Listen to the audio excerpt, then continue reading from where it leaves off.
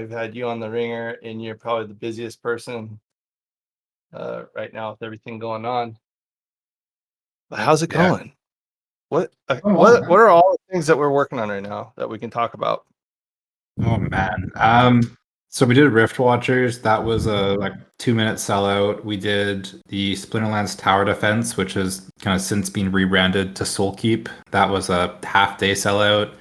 The Runi pre-sale whitelist spots, like 2,000 of them, was like a 39-second sellout or whatever. We just dropped Genesis League Goals, which is a new game under the Genesis League sports title. So it's just going to be a whole bunch of kind of sporting games that we're building. Genesis League Goals is partnered with Major League Soccer's Players Association, and then we're going after like the MLB, NFL, kind of so on and so forth for more games after that. Did 200,000 or 250,000 or something packs in the first day there too. So it's been a wild ride, and then we have our Rooney mint and everything next week, and then hopefully another game launching in kind of mid-November. So we're almost through the thick of it here, but it's been 4 or 5 launches in the past kind of month or so. Has been absolutely crazy. We have been ripping through it. But yeah, so in that, I know that we helped with the ARG. Did we want to break down some stats that I could read from the channel if it's okay about ARG? Yeah, for sure. And then I think we want to also ask some questions about it, and then see, obviously, where the hell is the channel for the fucking ARG? How did I lose it? Let me see here. Should just be ARG. like ARG main or something like that. Yeah, Runi ETH ARG. Runi That's what it is. ARG. Okay, cool. So we had it looked like almost 1,000 participants join in the last 24 hours, right? How many people did we actually have make it to the final room? Just under 200. I think we're at like 190 or something right now. Just 190, and it looks like they spent quite a bit of time. So it was between about 35 minutes for the dungeon, about 25 minutes for the castle, again almost 30 minutes for the town. The mage cave was only 10 minutes.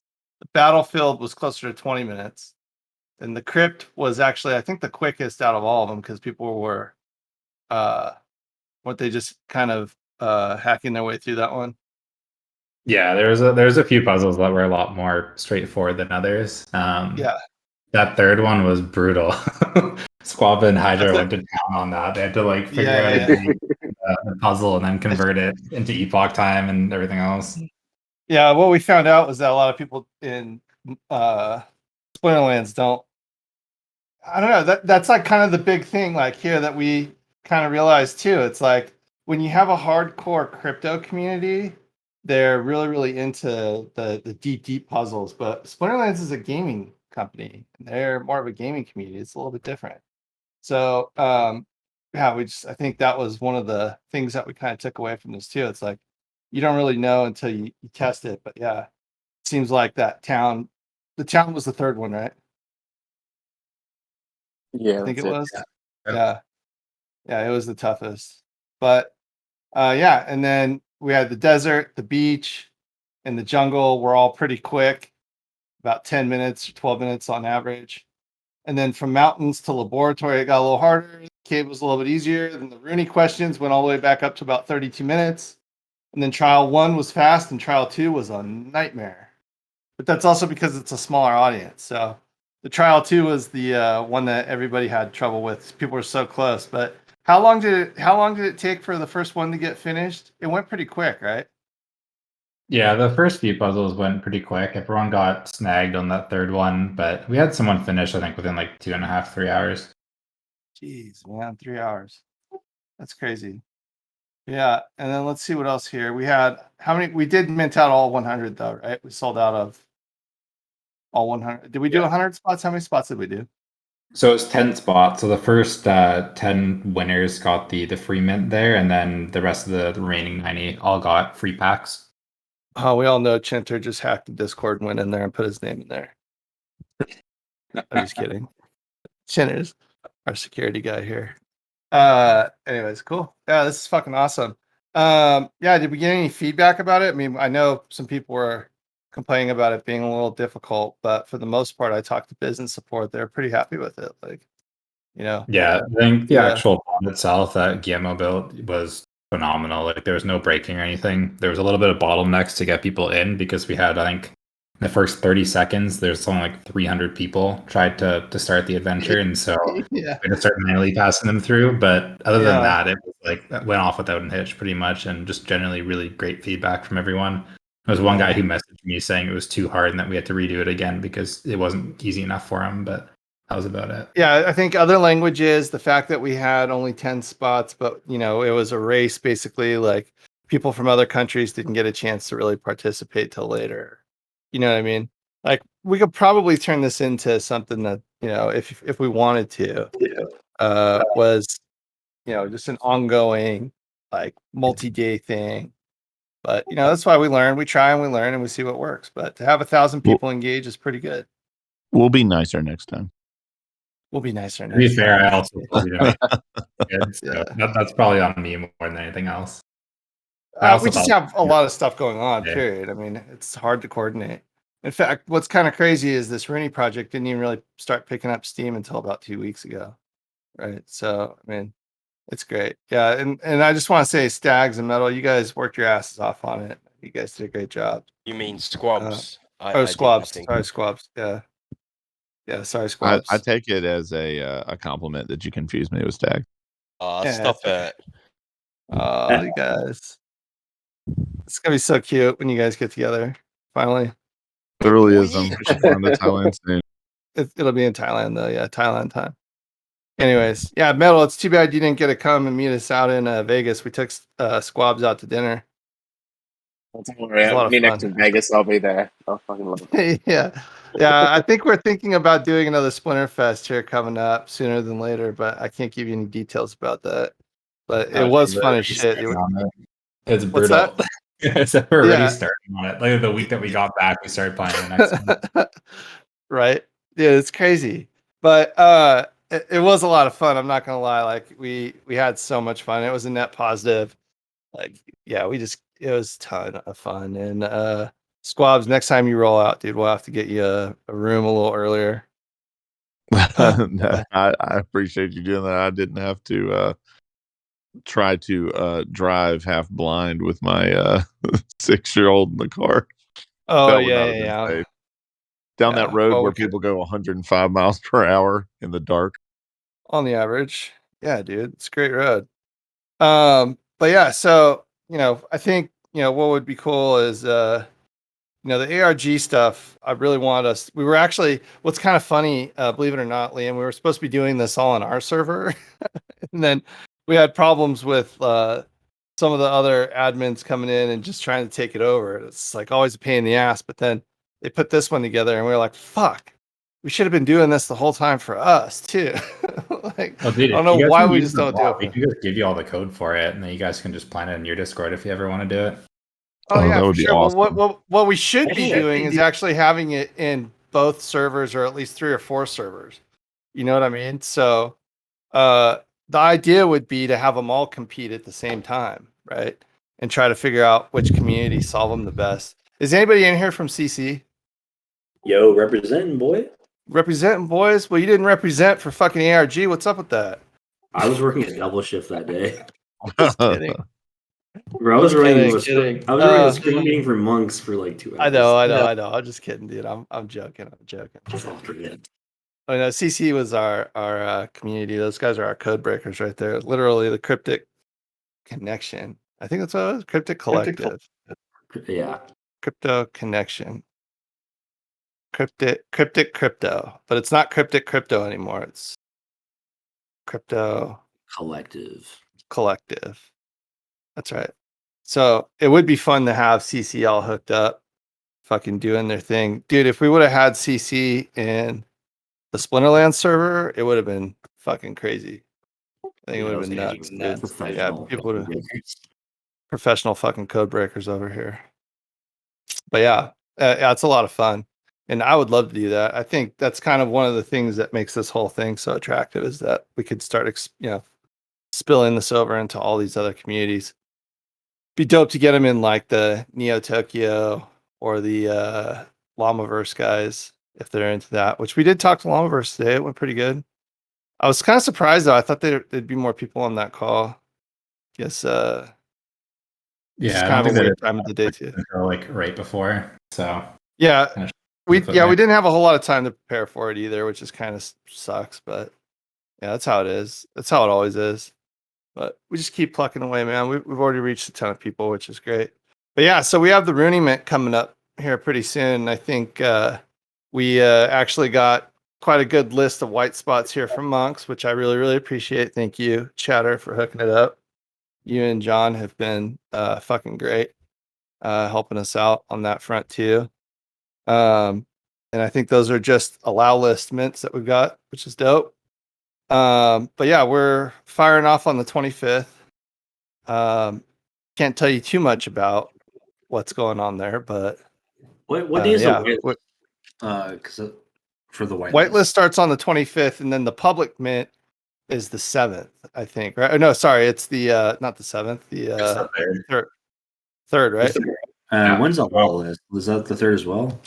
Alalis is October 25th. That's going to be starting Okay. at 11 a.m. Pacific Eastern time. or okay, Pacific there, so I think 2 p.m. Eastern or 1 p.m. Eastern, whatever it is.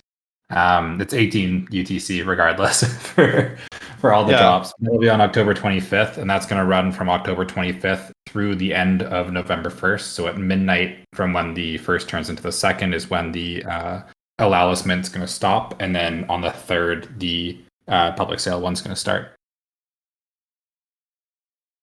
Does that answer your questions, voice? Yeah. Yes, sir. Because I think I won So- a bunch of wireless spots from between working on the project and my other wallet for the contest here. So Oh, don't ruin it for yourself by telling everybody. it's okay. kidding. Buy some monks. Buy some monks. Yeah, buy a monk. No, so ideally though, we're gonna allow everybody that's on the allow list to mint first. And then once we go public, it's basically just us getting rid of all the inventory that's left. So if you don't mint by then yeah, your time's up. But that's enough time for you could literally go to Coinbase, put money in the bank, let them tell you it's going to be 4 days, but really it's going to take 6 and still have time to get your shit in there in time. So just, however you got to do it, just 7 days is plenty of time for us to allow that list to burn through. Other than that, though, once we do the Rooney Mint, as you guys know, we've got a lot of stuff that we're kind of working on here. We plan on doing some more releases on the V2s of Roonies and what V3s will look like. We're already in discussions about what that looks like as a group, but it's too bad too. I don't have John Monahan on here to talk about how the pack sales went for these individually because you guys know we sold literally like a few $1,000,000 just in the first minute of most of these pack sales, and I don't have to keep harping on how this community works and why it works and all the economics that go behind it. But the Rooney Mint itself is different than almost all the other mints, not just because it's an ETH chain EVM, but because the card is actually really, really high powered compared to most other cards in the game. So 6,500 of them, that's actually a lot for a single card in the game, but that's not a lot in comparison to how many cards there are in total. So yeah, that's kind of the benefit here.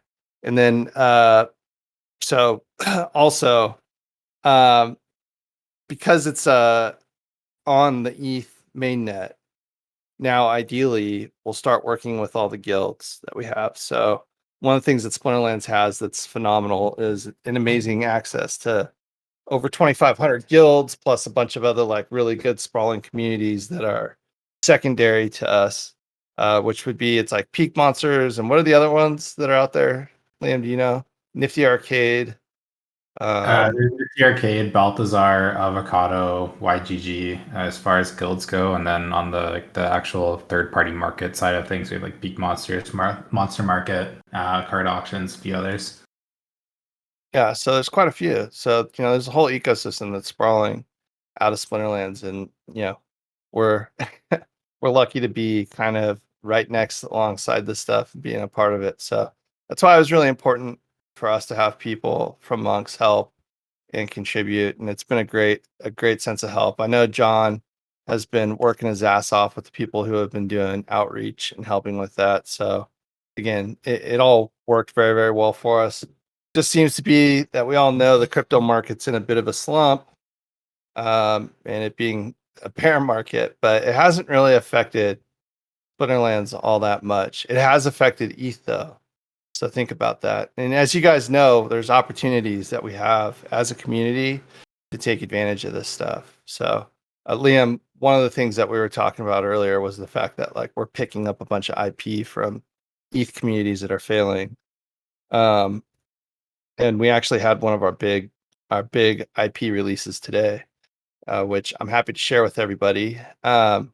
So we did actually get access to the full Elysium Metagods repositories today. If you guys know what that means, that's like a huge win for us.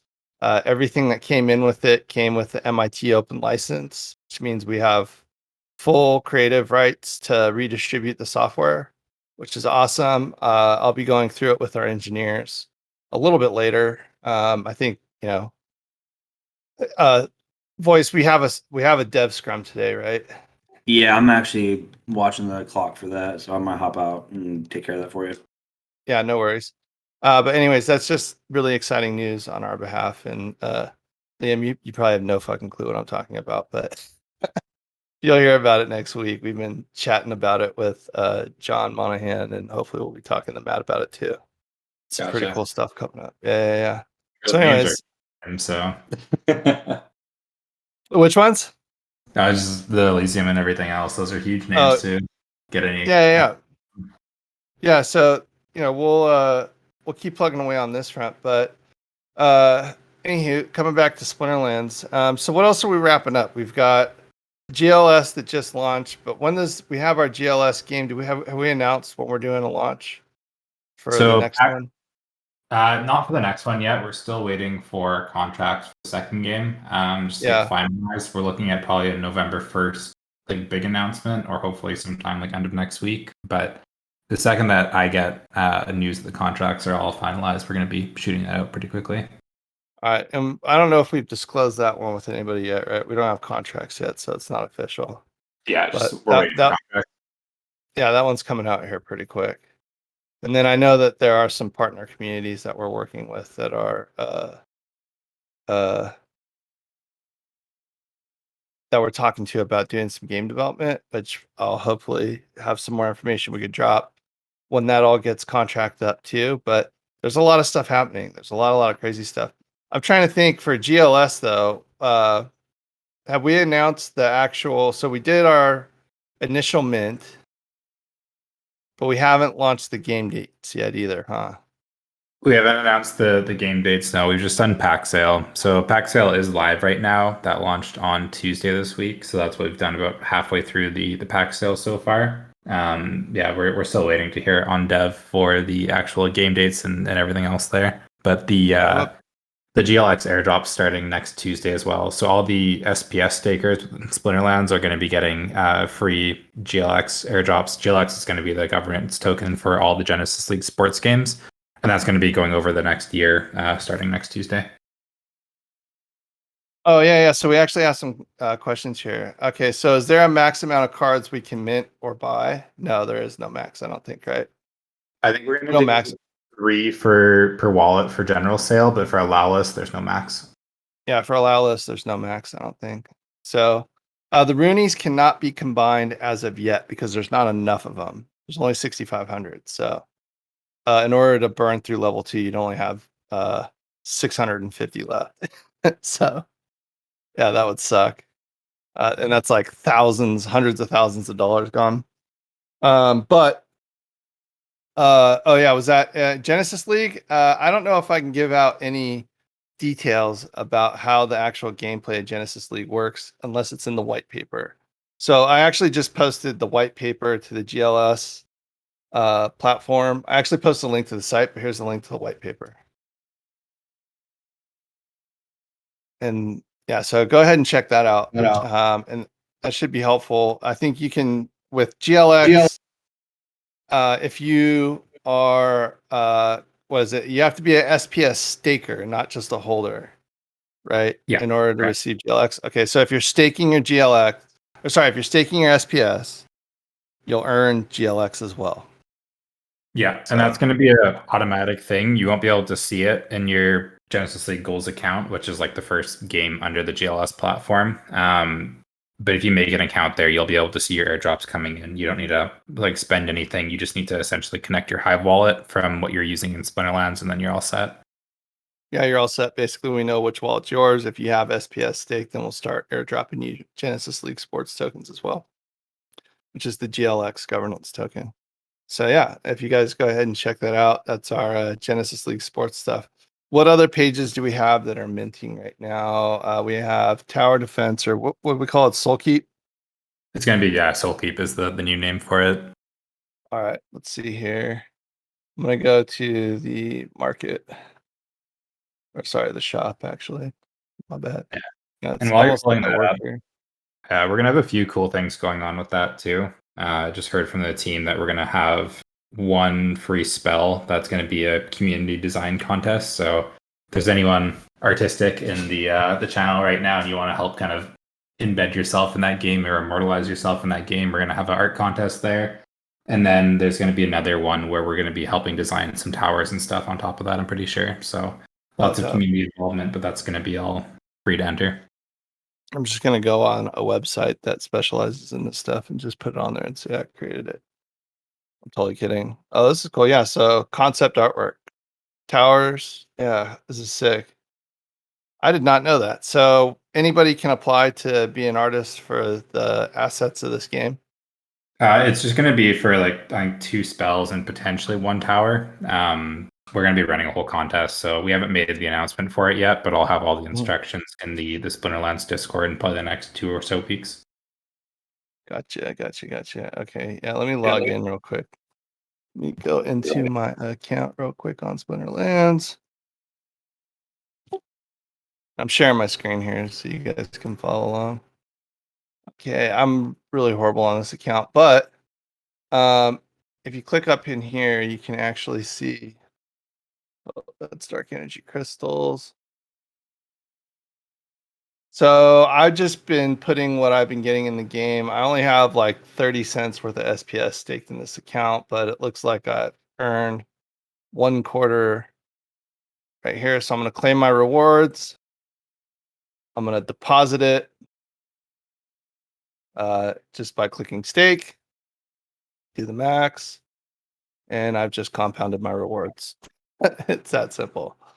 And you notice it's a lot easier than having to do this stuff on ETH because it doesn't require signing this stuff every time. But yeah, so the idea is you just, what I do here on this account, because this is just kind of like my fuck around account, is I'll just keep compounding this. And so far I've gotten 28.74% APR, which is not bad. Not bad. Just, what's up?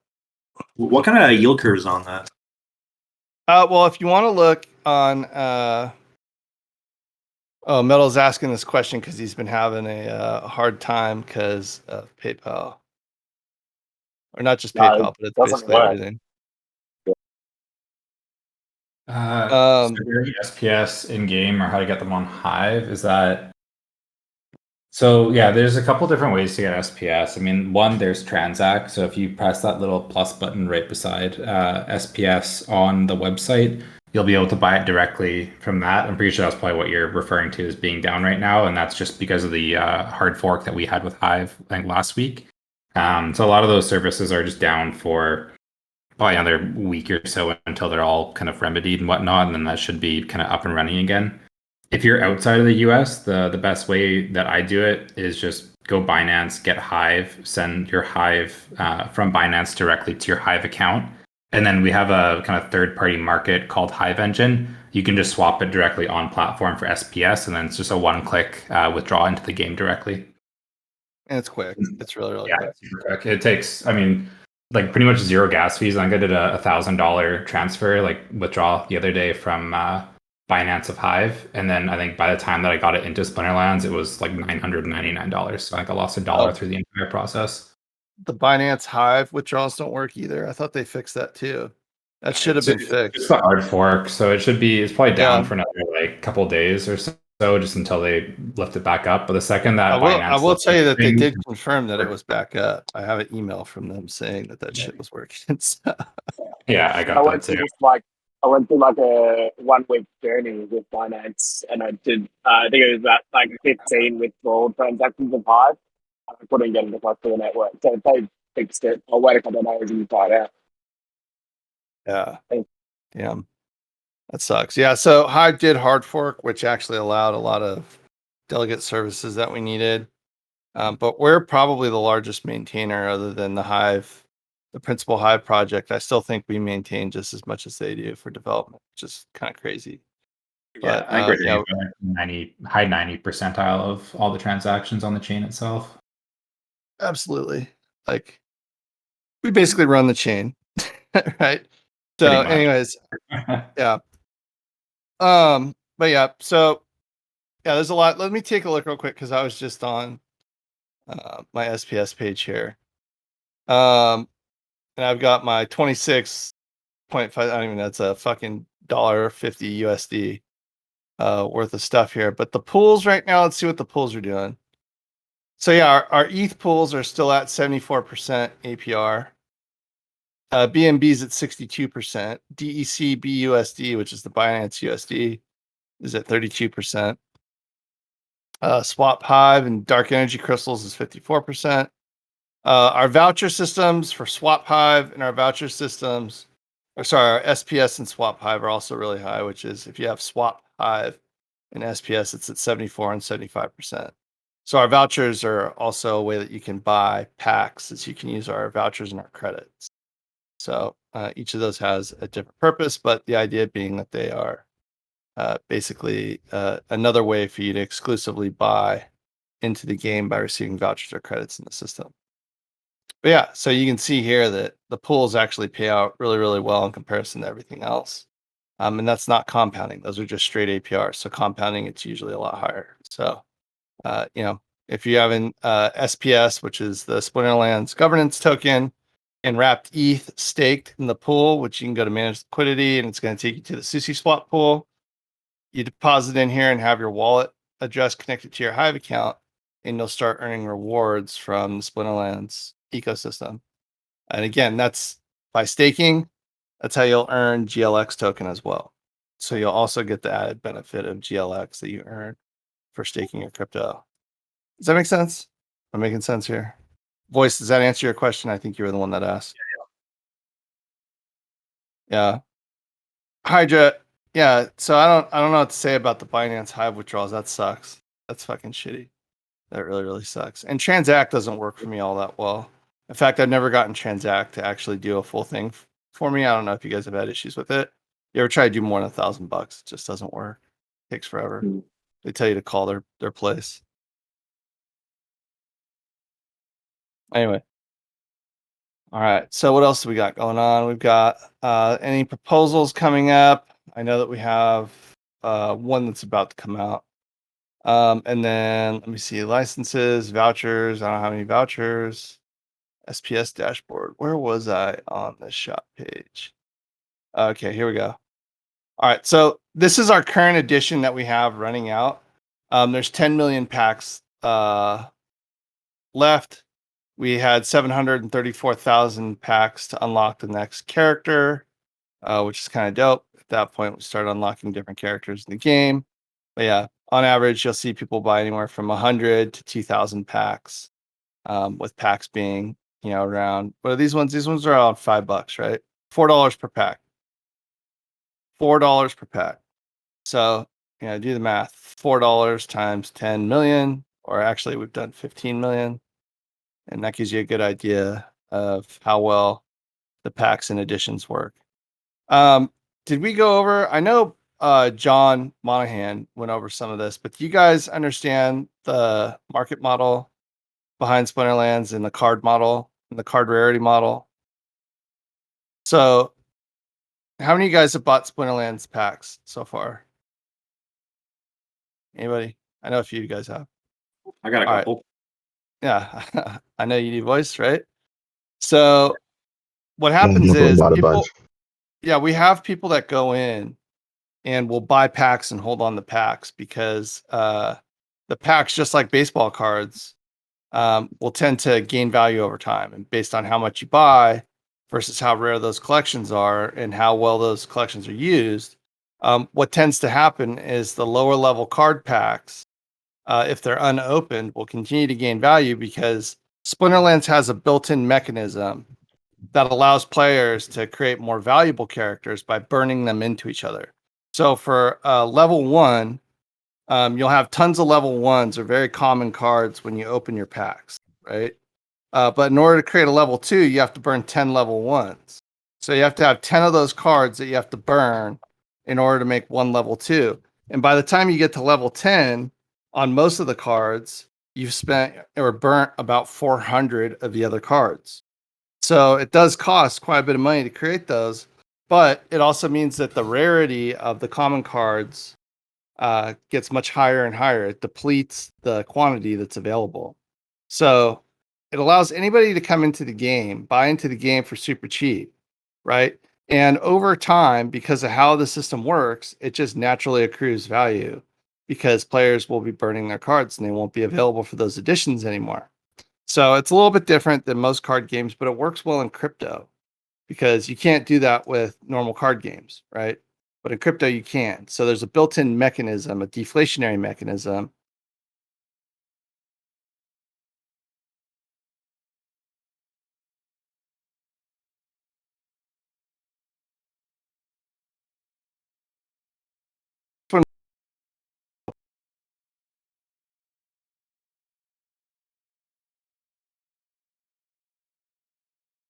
Until they start to get lower. The next thing that they do is some of them, I think the largest one we had was someone tried to open 100,000 packs at once or something like that. It was crazy.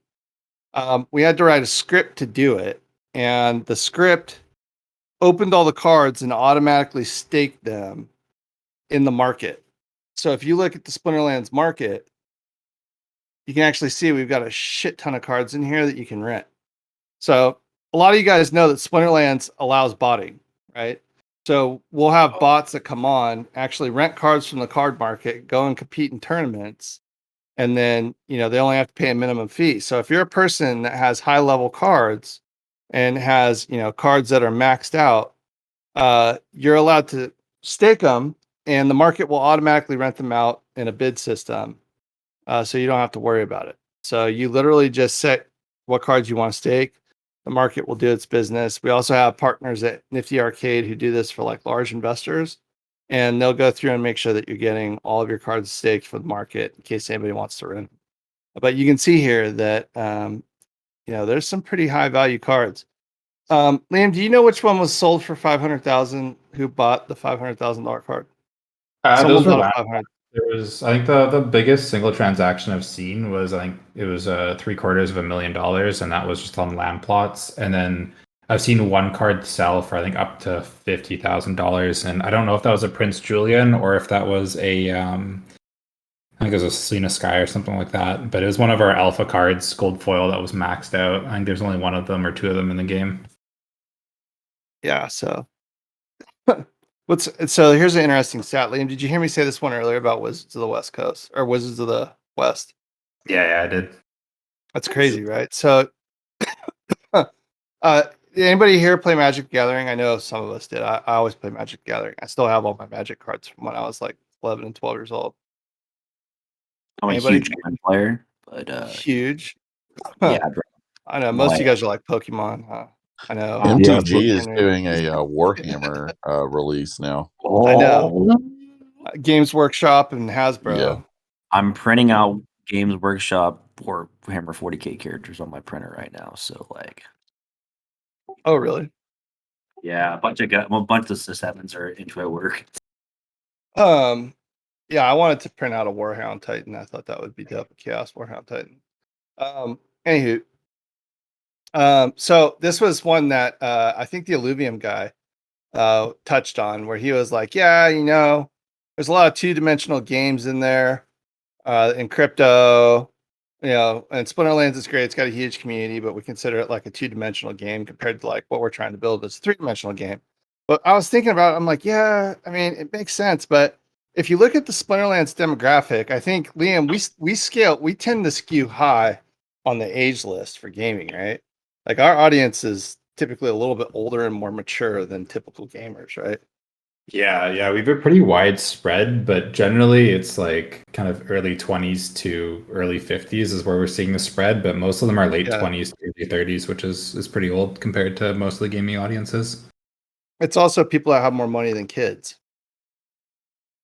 Just Yeah, think about 100. that. Like they're gonna be more thorough. Kids with money. Yeah, they're fucking kids with money. Ratfather knows what's up. Kids with money. And they're fucking awesome. It's like the funnest group of people. You guys missed out at the Splinterlands at Splinterfest, dude. The watching that whole thing go down was fucking nuts.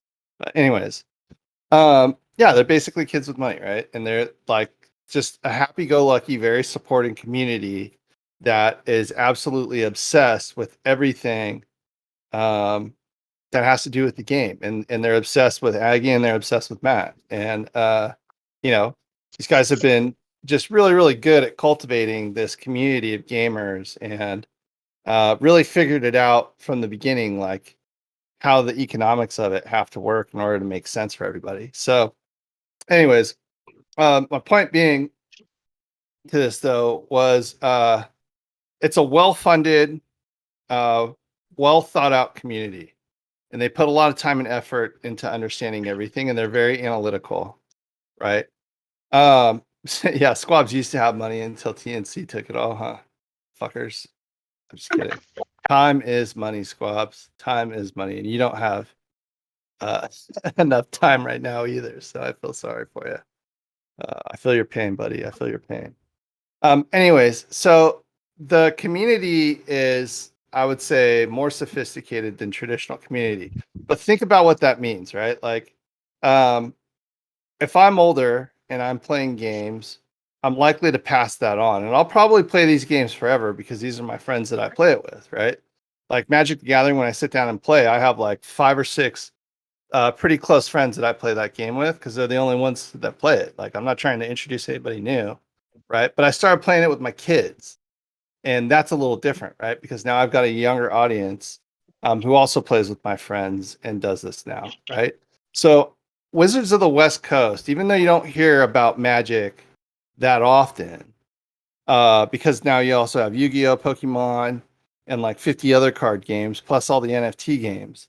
They did $1.3 billion in sales last year. Excuse me? Putting them at a 12 to 14 billion dollar valuation.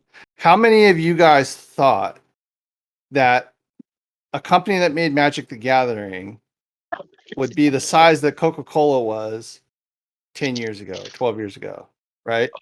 Like Excuse me? that's fucking crazy. Like it's a card game.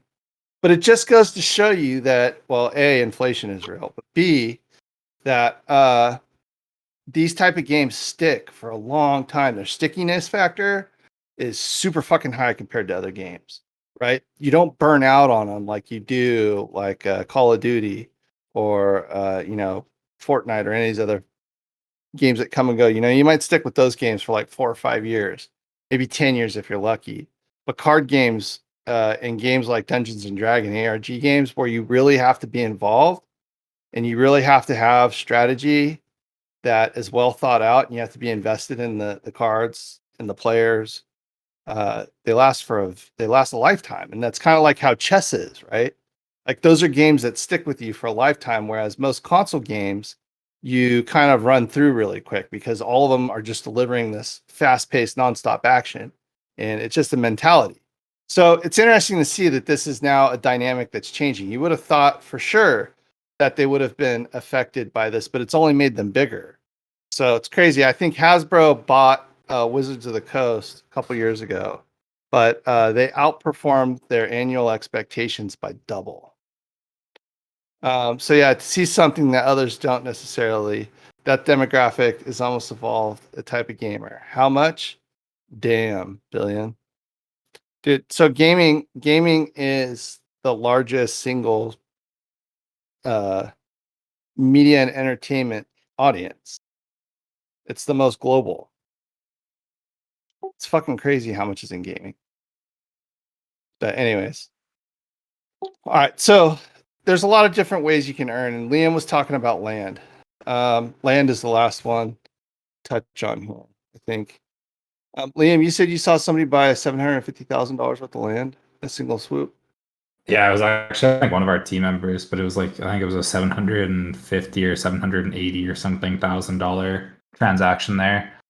And then on top of that, went and I think bought another like $200,000 worth of cards the month later, kind of thing. Where the hell do we have our land page at? Did we take it It's on- down? It's on. We don't have On- the current market, so if you want to see the actual like land prices and everything, it's on Wax. But otherwise, you can go into your non-card inventory in the game. Wax Web Assets Exchange. Wax. What's Wax website again? Oh God. What was That's it? wax.io. It is wax.io. Yeah, here I I can should know send you Malcolm. page. Oh, what do you? Oh, you sent me real quick. Yeah.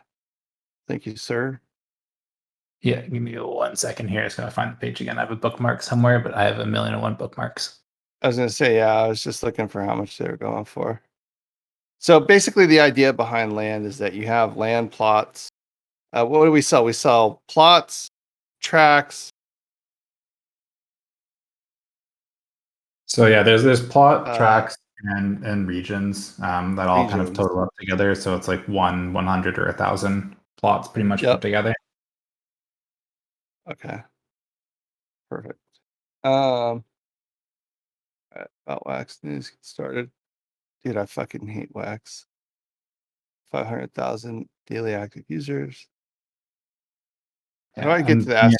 Yeah, there There's it is. the web page there. I just posted it. There it So is. here's all of our things. We're going to be building a non-card market in the game itself, which is essentially going to render Wax redundant in time. Right now, we don't have a market in the game for anything except for cards. So anything like land or anything that's essentially an NFT that isn't a card is through third-party markets. But probably next, a month or 2 months, PJ, we're going to have non-card market built, and then that's going to be able to sell all the licenses, the land plots, so on and so forth in the app itself. Directly from the site. Yeah, directly from inside the site. So yes, that will be happening. I think how much was this transaction for? Land region claim. That's a lot. $100,000 USD. Fuck. Yeah, 6/16, 2022, 100 grand. Wow. People are buying. Jeez. Yeah, so we'll have our own non-card market inside the ecosystem coming out before the end of this year. But yeah, go ahead and check it out if you guys get a chance. This is the Web Asset Exchange listing for Splinterlands. This has pretty much everything in it. Let me see. Yeah, these are individual NFTs. You can go through and see all the different. Let's see. Something has packs, cards, V2, land claims. Yeah, so here's all the land claims here. So, anyways, the idea behind land is you're going to own land.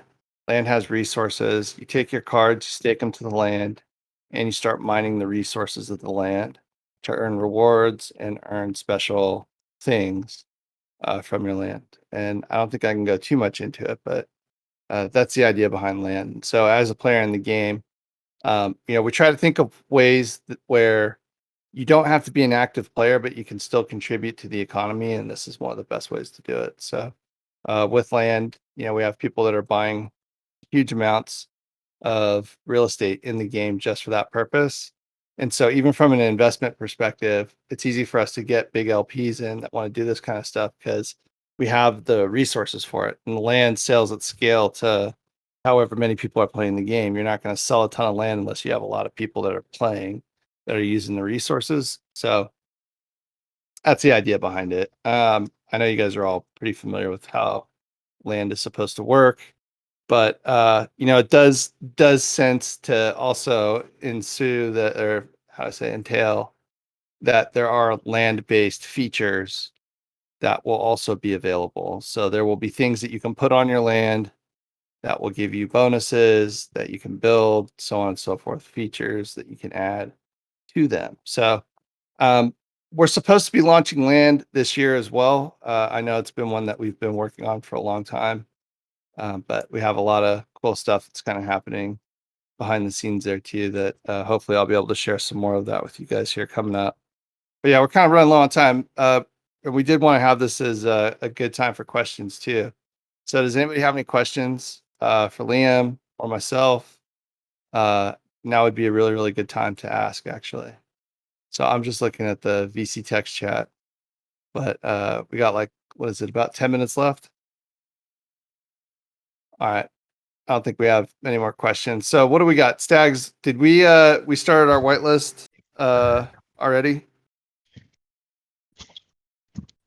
Side note, yeah, we've got plenty of time because the crypto corner is more just like an open discussion for like Q&A related to markets. So we can go over on this if we want to. Yeah, I mean, whatever. I mean, I don't want to keep Liam over, but you guys know I'm fucking happy as a clam. I'll sit here and talk about this shit for days. But Liam, what else am I not touching on? We did rentals, we did cards, we did packs, we touched on GLS, we touched on Runi. I know we have other ones coming out, but we can't say their names. What else? Is there anything else that we have? I feel like there's one more I want to touch on. We did staking. We did liquidity pools. Did we cover nodes? No, we did not. We did not All right. cover nodes. Cool. Do you want me to run through that, or do you want to run through Oh, that? yeah. You want to take a crack at it? Go for it. Sure. Yeah. So we launched validator node licenses. I mean, what, 3 months ago or so? So those were it all was about 3 months ago. Yeah. Yeah, and so that's all done in a tranche system. It's only purchasable in SPS right now. All of the payments that are done in SPS, 80% of it is burned on the spot, and 20% goes immediately to our DAO. That DAO is SPS staking governed. So by staking SPS, you're going to be able to actually vote on proposals going forward. And then eventually we have, I don't know how many millions of dollars we have in our DAO, but it must be close to like $7 or $8 million in I would say crypto. it's probably, we put 6 million just in a single day. Yeah, I guess, yeah, maybe over 10 million. Because I think we were at like, yeah, I think we were at like closer to worth 10 node million. sale. Yeah, So we're on tranche. call Yeah, it we're on 10. tranche 2 already. Yeah, so that whole tranche system, it's going to get more and more expensive for the nodes every time that we sell out of a tranche. First one was 2,000 nodes, and then the next two, I believe, are 3,000, and then it'll be 5,000 after that. But most of it gets burned. 20% gets sent to the DAO. This isn't a huge profit play for us. This is really for sustainability of our token and token pricing. By kind of having a validator node, we have a pool that is 375,000 SPS that we're sending out every single month to node license holders. That's going to be done just equally depending on how many node licenses you have, but every single node gets a certain amount of SPS times by how many nodes you have. 90% of it is just going to go to people for holding a license. And then we're going to have a delegated proof of stake system on that where people can actually stake SPS to vote in node license holders as validators themselves so they can validate transactions on the blockchain. Those validators are going to get an extra 10% of that pool of the 375,000 SPS that send out monthly. I think that's pretty much it, though. About 100 grand a month that we're paying out. Yeah, and it's only between node validators, right? So yeah, there's, and that's just the start. Mind you, we have a bunch of other things that are coming out. This is really because we are the primary and core contributor to the Hive blockchain. So it would make sense for us to sell nodes as an incentive to increase the amount of power as well. Well, I'm going to say power, but basically the number of transactions and the value of those delegated proofs of stake nodes be very, very important. But anybody should be able to run a node. So anyhow, yeah, nodes is the last one on here. What are we're at $3 grand right now for every node, right? So it's you can use vouchers or SPS, and it's the price is 88,589.653 SPS, and there's 4,995 licenses remaining. So yeah, go check it out if you guys get a chance. I think we are just about to close up on time. Anybody else got questions? We got answers. Just remember, October 25th, the pre-sale, the allow list goes live for Runi. You got 7 days to get your mint on, and then it goes public. All right, and you guys know this is going to be a big one. So hopefully, I think as Stag said, we are all sold out on the whitelist on Monk's side. So I'm not sure if there's any more. I see how Pokemon comes up with new characters over time. Sorry, I'm reading the Rat Fathers thing. I see how Pokemon's characters comes up with new characters over time, and they're usually some rare and powerful characters. Is there similar to a shortcut, meaning for leveling up a card? Yeah. So when you actually go, you can earn potions inside the game while playing the game, or you can buy them too. But basically, when you go to mint or open your packs, I don't know if I have any packs right now. Yeah, I have Chaos Legion pack. So normally I would have buy a legendary potion here, and what will happen is it'll give me a chance to get a rarer card, right, or rarer cards. So now let's see what I got. I got the Time Mage, Dampier Stalker, Chaos Knight, Jin Apprentice, nice, and a Venari Knifer. All right, cool. See, that's all it is. Open your packs. Simple as that. So, yeah, you can, these are Gladius Case, Asmir Dice, and then Untamed. These are all different editions. I don't have any packs for those editions just because I use this account for Chaos Legion stuff. So, if I were to drop potions or if I were to drop any of these, well, basically mostly potions in there as well, and you apply it, it gives you an option to mint rare cards. Am I missing anything else on that one too, Liam? I think that's pretty much it, right? Yeah, That's when you go to mint, that's the only way that you can actually improve your ability to mint rare cards. There's no other way, right? no, it's just the potions there, and then there's a set rarity cap for every single like card that you pull. Essentially, it's just a percentage on an RNG roll. Yeah. What's blueprints? I don't know, like blueprints for what? Sorry. Yeah, I don't know what that is. But yeah, you like for merging. Oh yeah. So yeah, you can actually. I think all of the leveling up stuff about the character, the cards, and all of the actual data about each card is managed through all of our third parties right now. We do have FAQs and stuff available, but yeah, I think you can find all of that basically through the third parties. But yeah, uh, like a combination of potions to make more powerful one. I only think you can do one potion at a time. I don't think there's other ones that we've added that allow you to do anything additional. But I do know that you can get chests and earn your chest rewards as well, which you get by completing mission. Basically completing what we call our daily focuses, or our I forget what the monthly ones are, but um, you can earn chests that also have potions and other things. You may get a card, a couple other things in there as well. So yeah, I know we're coming to a close. We got like 2 minutes left here. Yeah, so there it is. There's the docs.splinterlands.com and then sps.splinterlands.com. Liam just posted both of them. Thank you, Liam. Uh, yeah. Later, voice. Go take care of shit. Thank you, buddy. Appreciate it. So during gameplay, you can earn something to earn packs. Yes, you can. I'm not the best gamer. I'm still learning this shit, dude. And I actually get clowned on all the time because I'll go in front of our support team and I'll do this, and they'll just talk shit on me because I suck at this. Oh, dude, So what it's doing, yeah. yeah, they're brutal. Yeah, our support lead's like one of the top players, if not like the top player in the game. It's crazy. Yeah, Like he makes yeah, it's probably more crazy. He's off Splinterlands than he does anywhere else. Like from Yeah, cycle dominating. so I Nice. just picked a summoner card. I'm gonna this one I'm gonna actually use so like I think I have a thing that says I'm supposed to start with something that's high defense. And so let me see, I'll do something that has high armor first. And then I'm gonna go for something that has reach because they'll be able to hit from the second. And then this guy. And then I'm already over. Fuck. Can't be doing that. So I have to find something that's underpowered. It's the mana cap that I have here that allows me to do this. Just heads up. The Pixie's better? Okay, yeah. Let me One see. of the best 2-cost cards in the game, if like not the best 2-cost card.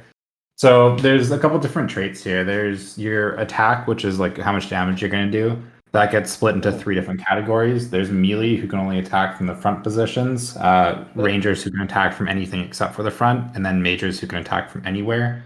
There are abilities that let meleers attack from back and then rangers attack from the front, but that's just going to complicate things for the sake of this kind of talk here.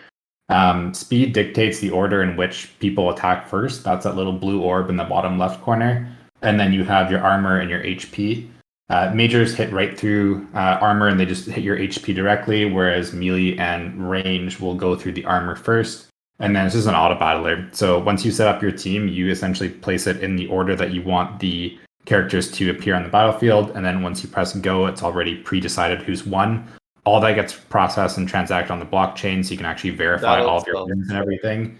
And then that's pretty much it. And then the winner gets SPS, our governance token, for winning. And then you also get a daily quest, and that daily quest essentially every time that you complete a game using whatever it is, so it'd be like win games with the fire splinter or using someone with taunt, like a monster with taunt or whatever else. You essentially earn points for that, and then once you hit certain point thresholds, you get a chest. That chest will add to your daily rewards, and then you also have a season reward chest that will get the same amount of points added to it as well. So you essentially get 2 different rewards ticking up at the same time.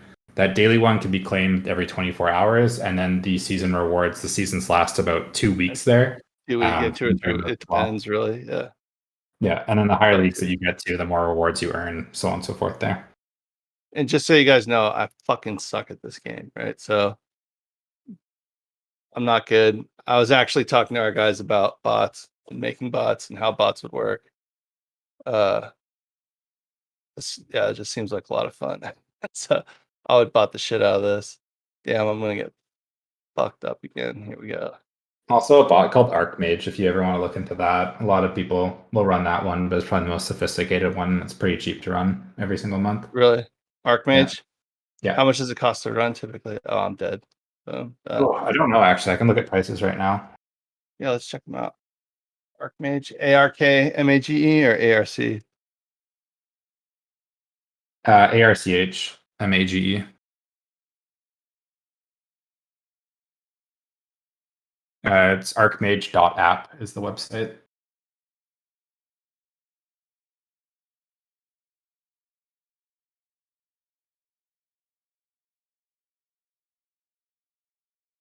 Nice.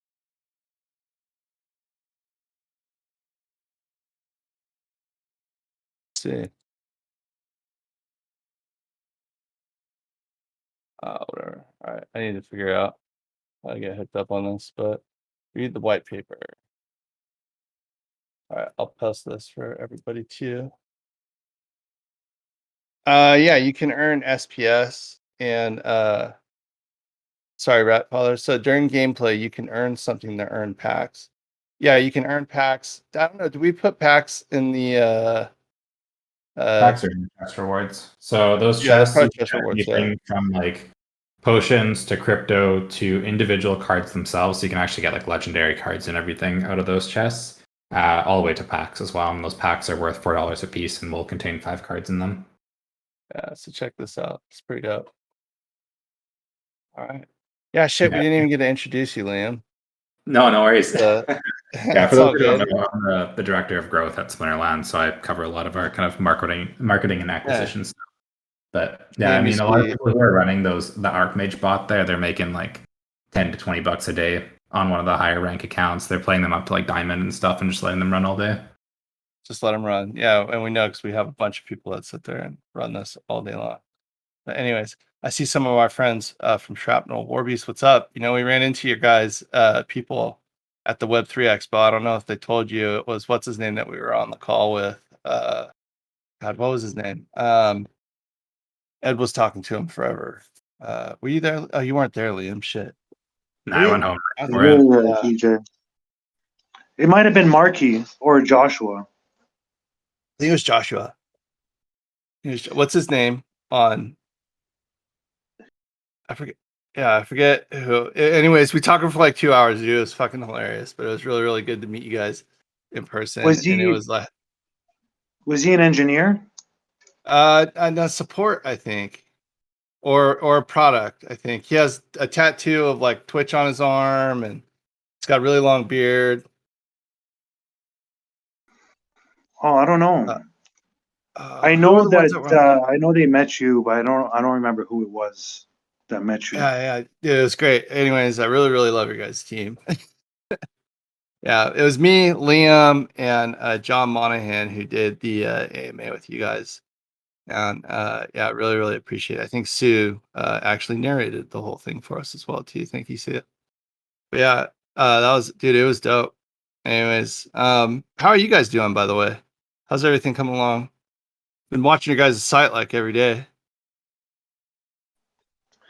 Yeah, it's going well. They're in the phase of everything's being like clamped on top of each other because they're planning on releasing the first playable in Q1 of 2023. Nice. So, and it's not just the first playable. They're trying. I don't know if I could say this, but they're pretty much going to make it a multiplayer first playable. So Oh, you'll be able damn. to test it out. Yeah. All right. Well, we won't tell anybody, I promise. Your Oh, it's secret's all safe good. with us. It's all good. Yeah. And Awesome. DJ, just to tell you something, bro. Yeah, I man. was a monk. I was a monk before I started working for Shrapnel, so I don't forget where it came from. Oh, yeah, buddy. Oh, I'm so glad. Yeah.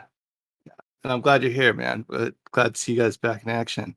We've got some really, really good announcements too. I know I'm kind of dripping into well, anyways, I just wanted to say, Chatter, thanks for coming by.